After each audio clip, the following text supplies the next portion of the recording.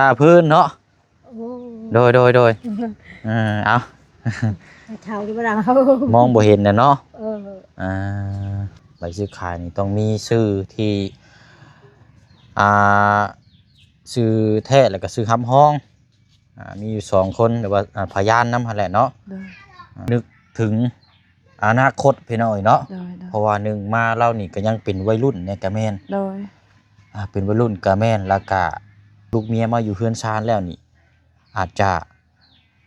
เป็นไปตามเมียก็เป็นไปได้เนาะคนเฮานี่หลายคนได้เนาะไอ้บันอันนี้แหละก็คือสิใช้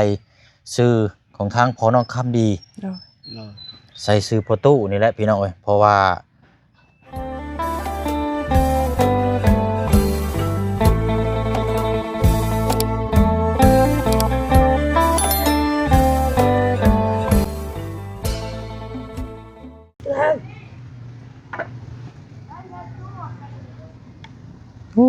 เนาะพาพื้นเตรียมจะขึ้นไปจุได้นี่พี่น้อยทั้งอายะแข็งแห้งพี่น้อยเนาะเราก็อยู่เฮือนอยู่ซ่านกับบ่แม่นว่าอยู่ซื่อๆได้พี่น้อยอยู่ซอยเวียกซอยงานเบิ่งลูกหลานนี่เนาะเรามีตู้เรานี่พี่น้อยเนาะพาพื้นพารัวขมุกขมุมแล้วเนาะบ่ว่าเช้าแรงง่ายเที่ยงข้าวน้ำกับบ่ฮู้ว่าจักได้กินหรือบ่นี่กับพี่น้อยเนาะลูกเต้าบ่เบิ่งบ่แยงกะโอ้ยยาวโดยสบายดีพื้นเนาะโดยเอาเท่าที่เรามองบ่เห็นนะเนาะโดยเอาสาพี่น้องเนาะเอาละเปิดภาพมาก็พบเจอกันอีกคือเก่าเนาะเขตของทางน้องคำดีเมื่อวานนี้เขาก็ได้รับรู้น้ำกันเนาะเรื่องที่ดินที่ทางสมทบซื้อที่ดินเนาะก็ถือว่าครบแล้วอันนี้พี่น้องเนาะมื่อนี้ก็เลยเข้ามาแล้วก็จะมาแจ้งมาพูดมาคุยน้ำกันอีกก่อนจะซื้อเนาะพี่น้องเนาะกราบสบายดีและสวัสดีพ่อแม่พี่น้องเบิร์ดสุขุสุคนเด้อพี่น้องเนาะพบเจอกันอีกคือเก่าคือเดิมพี่น้องตอนนี้ก็เวลากับประมาณเที่ยงนี่แหละพี่น้องเนาะกะอะไรพี่น้องเนาะเมื่อวานนี่หลังจากเขาแจ้งทางปาลุงFCเนาะเอามาพี่ก็ได้มายืนพี่ก็ได้มานำกันอีกคือเก่าเนาะเพราะว่านี่แหละพี่น้องทางปั้นเนาะแล้วก็ทางพ่อน้องคำดีโดยเอาสบายดีเนาะเนาะบ่ได้มีอย่างเปลี่ยนแปลงแล้วว่าเรื่องที่ดินที่ทางเนาะก็ยังเหมือนเก่าเหมือนเดิมเนาะโอเคอันทางพ่อน้องคำดีเมื่อนี้บ่ได้ไปให้เนาะเพราะว่าให้เมียเราไปแทนพี่น้อยเพราะว่าคือผู้เชี่ยวชาญเขามานี่ก็ต้องเอาผู้ที่มีความรู้เนี่ยจังน้อยให้แล้วเนาะเราอยู่นำพี่น้อยเนาะเดี๋ยวมื้อนี้เดี๋ยวสิย่างไปเลาะเบิ่งดินน้ำกันอีกรอบนึงมื้อนี้พี่น้องเนาะฟ้าฝนอากาศก็บ่ได้ตกทางก็จะเปียกๆแห้งๆเนี่ยจักน้อยเนาะเดี๋ยวก่อนจะไปรับไปชมก็เดี๋ยวแจ้งน้ำกันอีกก่อนเนาะแจ้งทางปะลุงทางพี่น้อง FC น้ำกันพี่น้องเนาะเพราะว่ากะหนึ่งมากะเรื่องซื้อขายเกี่ยวกับใบโฉนดที่ดินเนาะก่อนสิว่ากะใบซื้อขายนี่ต้องมีชื่อที่ชื่อแท้แล้วก็ชื่อคำห้องมีอยู่2คนหรือว่าพยานนำหั่นแหละเนาะก็เลยอยากถามอันนี้ถามเพื่ออนาคตได้เนี่ยเด้อก็เลยอยากมาแจ้งเพราะว่าพี่น้อง FC กะเห็นดีน้ำกับลายพี่น้องเนาะหลังจากผู้เที่ยงให้ความคิดเห็นก็คือหลักๆเลยนี่ผู้เชี่ยวจะมาแจ้งบอกก็คือตอนที่แรกนะเฮาว่าสิให้นาซื้อใบซื้อขายนี่ทั้งน้องคำดีเนาะคุยกันเมื่อวานนี่แต่ว่ามานึกถึงอนาคตพี่น้อยเนาะเพราะว่าหนึ่งมาเล่านี่ก็ยังเป็นวัยรุ่นเนี่ยกะแม่นเป็นวัยรุ่นกะแม่นแล้วก็ทั้งเถื่อไล่ลูกไล่เมียมาเนาะกะแม่นบัดนี้ถ้าว่าแนวให้เนาะว่าแนวบ่ดีบ่งามนะพี่น้อยทั้งเถื่อเราแบบไปในทางที่บ่ดีซะเนาะติดยาบ่หรือว่าจังซั่นจังซี่นะพี่น้องหรือว่าเอาลูกเมียมาอยู่เฮือนชานแล้วนี่อาจจะเป็นไปตามเมีย ก็เป็นไปได้เนาะคนเฮานี่หลายคนได้เนาะไอ้ปัน แม่น แปลว่าเสื้อเมียหั่นนะคัน แบบ เสื้อ นั้นหมด เสื้อ เดี๋ยวนี้ เมียแปลว่าเอาเมียมาอยู่เฮือนนี่มาอยู่เฮือนปึ๊บปั๊บนี่นิสัยผัวนี่เปลี่ยนดูได้ แม่น เพราะว่าคนสุรานี่จะไปน้ำเมีย แม่น เพราะว่าเฮาก็เห็นหลายเคสมาแล้วนะพี่น้อยหนึ่งมาคนอยู่พี่บัดสุราเอาเมียบัดเอาเมียมาอยู่เฮือนเนาะ โดย แต่เจ้าบ่ได้คือมื้ออยู่บ้านบ่เชียงได้พี่น้องบ่เชียงนี่เป็นผู้ชายต้องมาอยู่เฮือนเมียอยู่พี่บัดเมียต้องมาอยู่เฮือนผัวก็เลยนึกถึงเกี่ยวกับอนาคตเนาะเพราะว่าหนึ่งมาทั้งน้องคำบีนี่ก็ยังเป็นวัยรุ่นแน่ก็เลยใบที่ดินนี่ก็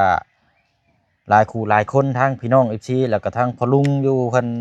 อยู่ทางต่างประเทศเพิ่นให้ความคิดเห็นนำเนาะแล้วก็ทั้งพี่น้อง FC ทางฝั่งไทยนำทางอ้ายเพิ่นแนะนำมานี่ก็มาคิดเบิ่งแล้วก็ประมาณนี้แหละก็คือสิใช้ชื่อของทางพ่อน้องคำดี โดย ใส่ซื้อพ่อตู้นี่แหละพี่น้องเอ้ยเพราะว่าเป็นหัวหน้าครอบครัวกับแม่นเนาะให้ใบที่ดินให้เราเป็นคนก่อกรรมซะแล้วก็ผู้รับห้องก็ใส่น้องคำดีไปเนาะมีไผก็ใส่ไปแต่ว่าซื้อแท้ก็สิใส่ซื้อเราคือที่ดินที่เฮาสิซื้อนี่ขึ้นอยู่กับเรานะ โดย เพราะว่าคิดแล้วก็ช่วงสิบ่มีหยังเกิดขึ้นหรอกเนาะ โดย เพราะว่าบั้นปลายชีวิตนี้แล้วนะพี่น้องทางเราก็ว่าได้ที่ดินที่ทางก็มีแต่ว่าปลูกสร้างอยู่ในครอบครัวขึ้นซานลานแป้นก็หาอยู่หากินก็สิดูแลลูกเต้าเนาะ โดย แล้วก็ที่ดินพื้นนี้ก็จะบ่มีสิทธิ์ขายอีก โดย เนาะฮอดมือซื้อขายแล้วบ่เชิงสิเขียนไว้วงเล็บว่าที่ดินพื้นนี้ห้ามขายเด็ดขาด โดย ให้อยู่น้ำกันจนชั่วลูกชั่วหลานพื้นดินพื้นนี้เนาะก็ให้เป็นพยานน้ำกันทั้งไอ้ปันและกับผู้ในบ้านหรือว่าอันมาผู้ปกครองเนาะให้ห้ามผู้น้ำกันว่าที่ดินพื้นนี้ที่ผู้ใหญ่ซ้อนี่ให้ดูแลรักษาและห้ามขายเด็ดขาดแล้วก็บ่มีสิทธิ์เนาะมีแต่ให้ลูกชั่วลูกอยู่ไผอยู่ไผอยากมาอยู่ก็อยู่ได้ก็แย่กันไปอยู่หั่นแหละเนาะแต่ว่าห้ามขายห้ามไปแนวทางที่มันบ่ดีบ่งามเนาะอันนี้คุยกันก่อนได้นี่พี่น้องเพราะว่าฮอดมือมาแล้วเฮาจะบ่ต้องคุยเฮาดึงเชือกแล้วก็จังซื้อเลยนะ อันนั้นก็สิใส่ซื้อทั้งพ่อน้องคำดีพี่น้องทำห้องกับทั้งน้องคำดีเนาะผู้เป็นลูกก็สิสุดแล้วล่ะเนาะทั้งหัวหน้าครอบครัวเนาะเพราะว่าเราก็เป็นผู้ใหญ่แน่นะพี่น้องน่าจะดูแลได้อยู่ดอกเนาะเอาก็สิประมาณนี้แหละพี่น้องเนาะเพราะว่ามาแจ้งน้ำกันก่อนจะซื้อเนาะเดี๋ยวย่างไปเบิ่งที่ดินน้ำกันอีกก่อนเนาะไปเดี๋ยวตัดไปพี่ก็ได้บ่ไอ้ปั่นคงไปพี่ ไปทางนั้นก็ได้ ไปทางเก่านี่แหละเนาะไปพี่น้อยเนาะเดี๋ยวไปเลาะเบิ่งน้ำกันอีกก่อน ทางนี้ยันพบระเบิด ระเบิดประตูบ่เฮ้อ ว่าแล้ว เนาะเด็กซับระเบิดไวเลยเนาะ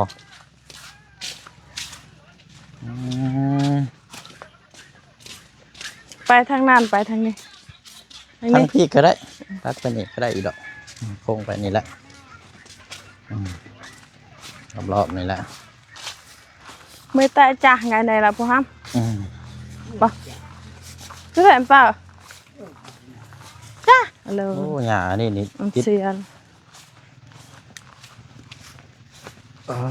ตัวเนาะได้ความยาวได้พี่น้อยได้ความกว้าง นี่เราทางมันนะ ใช้ทางเขาใช้นะ นี่ จองมาก่อนเอาอยู่นี่มันเป็นบุมบ่นี่ แมน โอ้ บุมหน่อยหนึ่ง บุมหน่อยหนึ่งเนาะ แมนเขาทมแต่ผลได้แล้ว คันว่าเอาดินอย่าพูดเกตมาพี่ก็ได้อีดอกเนาะ แมนหน่อยหนึ่งคมกัน อันทางจังมืออันนี้ประตู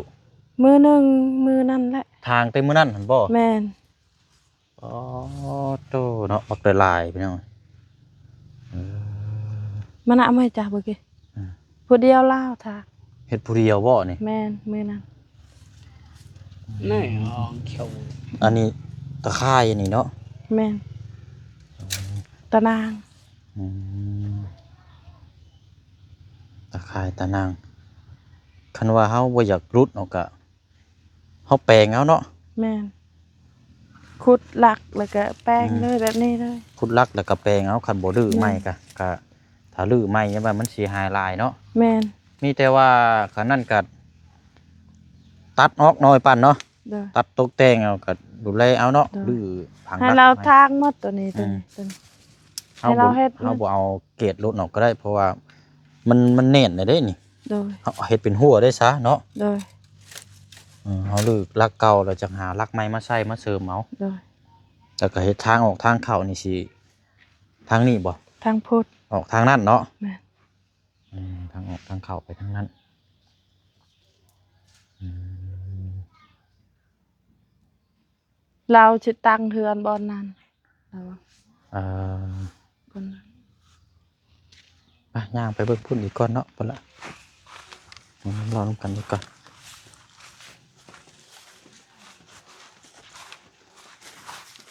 ดูจัด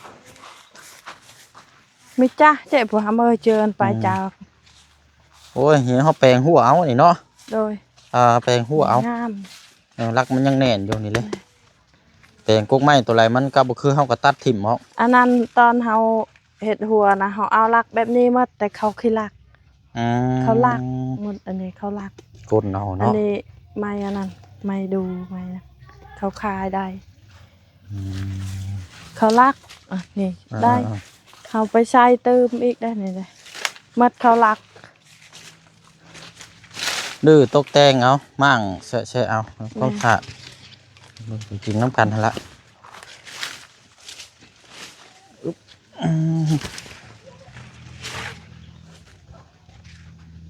โอ้โห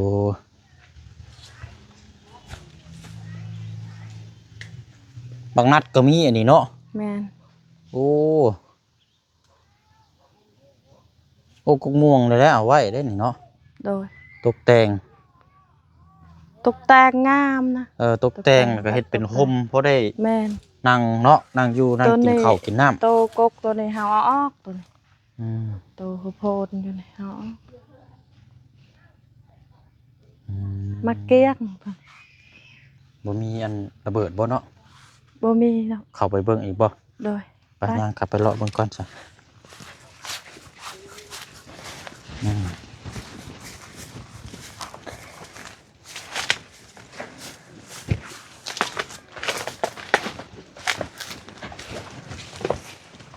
กราบหน่อไม้อันนี้เนาะ โดย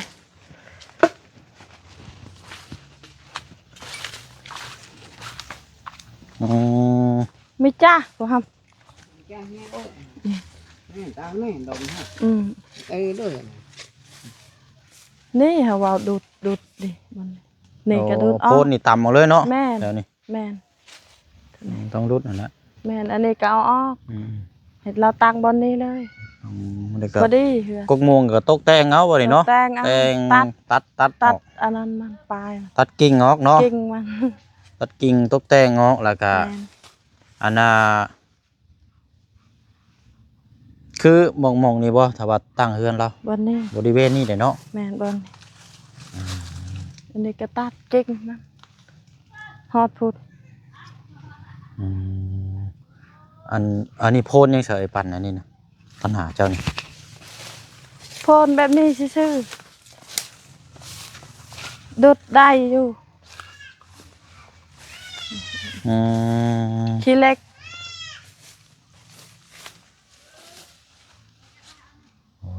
ก็อยู่เป็นดินอยู่เนาะ อืม อ่า ลายได้ค่ะปลูกดอกไม้มัดเขาขี้ลัก อ๋อแก้วมังกรแล้วว่านี่เป็นหมากเลยนะอยู่เทึง แม่นเขาปลูกอันนะดอกไม้แบบนั้นลายแต่เขาลักเป็นราคาเด้ อืม เขาลัก อาจจะได้คันว่านั่นก็ปลูกอยู่แถวนี้เนาะแล้วก็เพราะว่าดิมพุ่นมันมีแต่กุกม่วง เดี๋ยว เอาของปลูกของพังเอาไว้กินซะเนาะ ทางนานี่ก็ อันนี้ ปลูกได้ทางนานี่ก็ปลูกได้เหือนคันเอาทุบคุบนะเอาตัวนี้ทุบ ก็ ทางนาก็ได้ จังว่าเบิ่งนํกันตัวจริงอีกเทื่อนึงเนาะ โดย เพราะว่า คันเรา มันยัง เรา บ่ทันแปลง เฮาถามเราจะอยู่บนนี้ อืม บนเฮายืนนี่แหละ พอดี บริเวณนี้เนาะ ง่าย เพราะว่ารักอันมองนี้แล้วนี่เนาะที่โจด โดย แปลงให้มันนั่นดึงมัน โด นี่ ย กกไม้อันนี้ก็ ตัด ตัดเบิดแล้วเนาะ แม่ดึงมา ดึงทางหากเลยตัวนี้อันนี้คันอยากตัดก็ตัด แล้วมันก็ต้องเอาออกเบิดนั่นแหละ โดย กกน้อยนี่2-3กกนี่เอาออกเบิดเลย ได้ นะเพราะว่ามันต้องแปลนได้แทน โดยคันเราอยากขายชุดหนาแล้วตัดเก่งมันซื่อๆก็ได้ เป็นราคาคือกัน ก็ต้องเอาออกหั่นแหล้วเนาะ ได้ เป็นลงไปพุ่นกับปลาไปเลยเนาะ โดยให้เราทางเลยเราสิเลี้ยงไก่แล้ว เลี้ยงเป็ดเลี้ยงไก่ทางดูแลเอาประตู โดย โอ้ขากแล้วนี่เจ้ามีที่เนาะแบบสิต่างดูแลให้ปั้นแล้วก็อันนี้เลย โดย ของปลูกของพังหาอยู่หากินอยู่นี่ แมน บายแล้วบาดนี่แปลนได้แล้วนี่อืม แต่นี่ฮอดพุ่นก็กว้างคือกัน อืม พอได้เลี้ยงไก่เลี้ยงหมูเราอยากเลี้ยงหมู มันสิว่าก็มันก็ซ้ำเป็นส่วนโตแล้วละมันนึงแล้วนี่เนาะ คันบ่ได้ตายได้เลี้ยงไก่ อืม ตอนนั้นเฮาอยู่นี่ไก่ลายๆนี่ อืม มักเพชรก็บ่ได้ชื่อเฮ็ดเอง ขันขยันเนาะ แม่น มีน้ำเนาะ แม่น น้ำอยู่พี่กระเจาะได้เลยเนาะจะบอก เจาะ เนาะ ได้ อ่า คันบ่ได้เจาะกระต่อทอแต่อ่างตัวนั้นแหละเขาช่วยเหลือเด้หมดบาท แต่คาดนำหมดบาท มันก็ใส่หลายคนมันก็ต้อง แม่น ขาดอยู่แล้ว หม เนาะ ดบ้านเฮาใส่อยู่พุ่น เพราะว่ามันเจาะมันก็เป็นส่วนโตเนาะ แม่น ว่านะพอได้โยมเอาไปยังไข่นะ แม่นแม่น เป็นส่วนโตน้ำบาดาล แม่น อืม อยู่พุ่นก็มีกกบางม่วงน้ำอยู่ อ่าโอ้แต่ก่อนนี่อยู่นี่คือแปลนไปเลยแล้วนะปั่นเนาะ แม่น อันนี้ก็ โอ้ ช่องปีเฮาบ่ได้ถาก เพราะว่าระเบิดลายอยู่นี่ จนบ่กล้าเข้า ระเบิดคนนี่ว่า แม่น จนบ่กล้าเข้าจึงปะ อืม ตอนนั้นเกียก เขาเฮ็ดเฮาเฮ็ดเกียกคือภาคนั้นเด้ภาคนั้นแบบนั้นตลอด คันมัน เฮารักษา คันว่าเฮาบ่ได้เข้ามามันหกมันเฮือนแล้วก็แล้วแต่ได้บาดนี่เนาะ นี่เพิ่นไปอยู่พุทธอีก อืม ก็แล้วเลยหมดบาทมาพี่มัด อืม พากันวางระเบิดอยู่พี่มัด อืม อันนี้ ก็ อันนี้พอกำดีไปบอกแล้วเขาว่าบ่ไปอีกเด้อคันทาไปเห็นแล้วปรับใหม่ แนวมันแหล้วเนาะ เออ บ่ได้ได้ เห็น บาด แล้วปรับใหม่ เพราะว่าเฮาสิได้มานี่ได้เด้ แม่น ไม่แต่ว่าให้ขุดเอาเนาะ แม่น หรือว่านั่นก็มองนี้ เรา ห้ม ประ ซะ กาศแล้วว่าคันไผเห็นน่ะปรับใหม่ เพราะว่าเฮาก็สิซื้ออยู่นี่เด้ แม่ เฮาก็สิ แม่ มาอยู่นี่นะครับ แม่ ให้เพิ่นไปถ่ายหมองไม้ซะเนาะ โดย อ่ามันก็สิอันนี้ โอ้เนาะมีกกไม้นี่ลมเย็นเด้นี่ แม่ โอ้ เย็ดเฮ็ดตักนั่ง อืม สบายไม่ชาเนี่ยเลยไม่จ้าเนี่ยเล อื ย ม จ้าต่อเอาไปหามเปาเวียไหมจ้า Dạ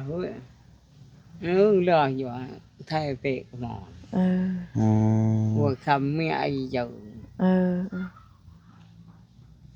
ดุดออกแล้วก็ทางออกก็ยุ่งหยังก็บ่มีได้เนาะนี่มัน แม่ หกมันเหือมันยุ่งกันหลายนี่ แม่ จังน้อย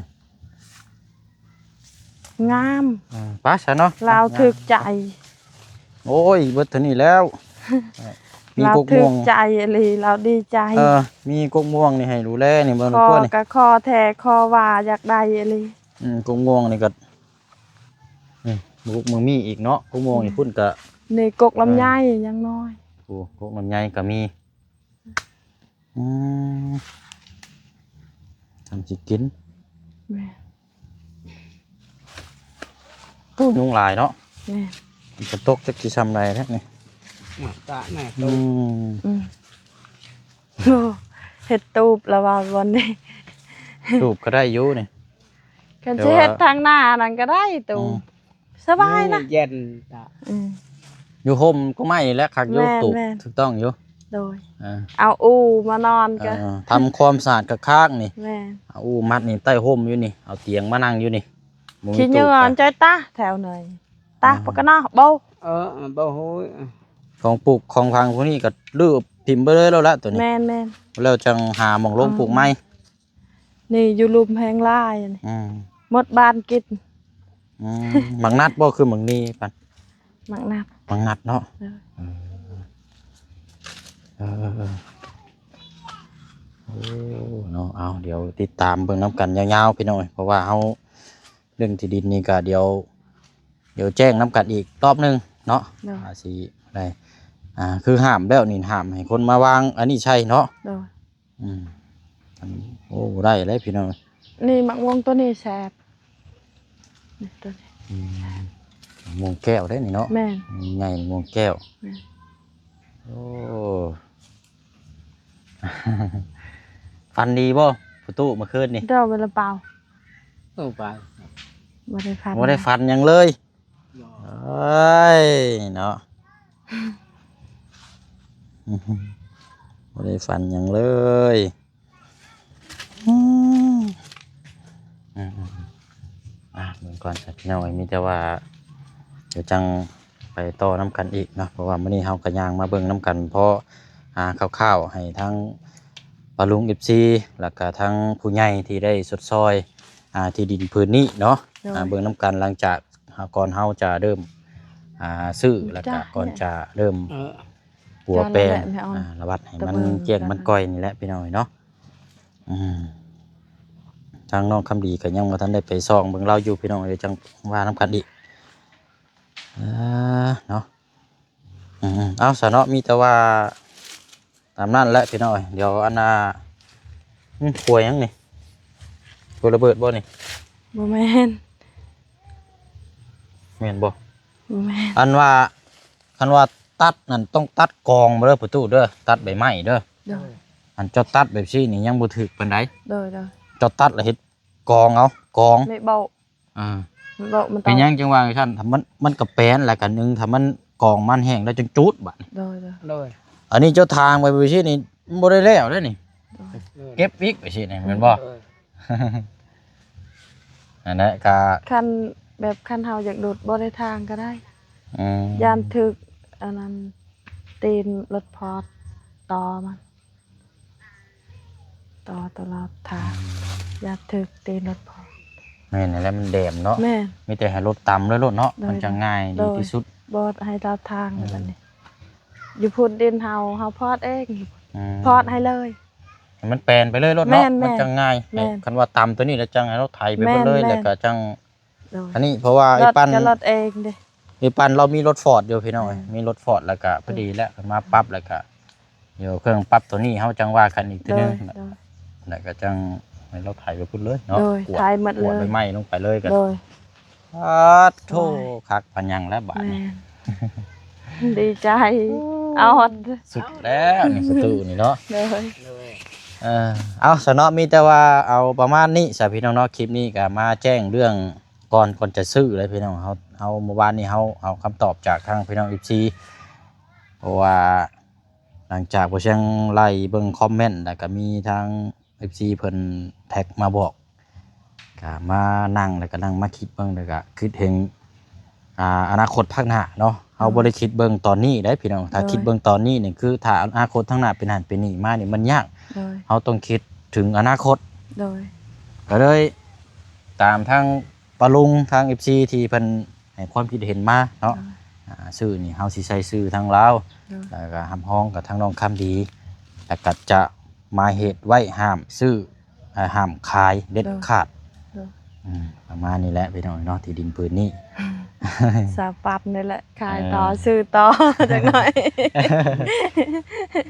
เห็นพอกำดีเห็ดงาม นั่นแหละก็แจ้งน้ำกันประมาณนี้ โดย ไปเลยเนาะป้าสนอมีแต่ว่าเดี๋ยวคลิปนี้ล่ำลาอีกคือเก่าคือเดิมอยู่กับสวนนี่แหละพี่น้อย โดย เดี๋ยวถ้าว่านั่นจังได๋เฮาก็จังติดตามเบิ่งน้ำกันยาวๆก็สิได้อัปเดตให้ทางปะลุง14ติดตามเบิ่งเคสทางน้องคำดีนี่ก็สิเฮิงเติบอยู่ดอกบัดนี้พี่น้องเนาะเบิ่งน้ำกันยาวๆแล้วก็เป็นกำลังใจให้พี่น้อยเนาะติดตามเบิ่งน้ำกันเนาะเอาล่ำลาก่อนเด้อพี่น้องเด้อเนาะเดี๋ยวจังไปต่อทางน้องคำดีอยู่เฮือนเพิ่นละบัดนี้พี่น้องเนาะสบายดีพี่น้องเอ้ยเนาะไปเอาบัดนี้เนาะกกม่วงนี่แหละคักเนาะหาอยู่หากินมังมีนี่ของปลูกของพังเรามีเบิดแหละสบายแล้วหาอยู่หากิน แม่ ไปพี่น้องเนาะจังไปต่อกันอีกคลิปหน้า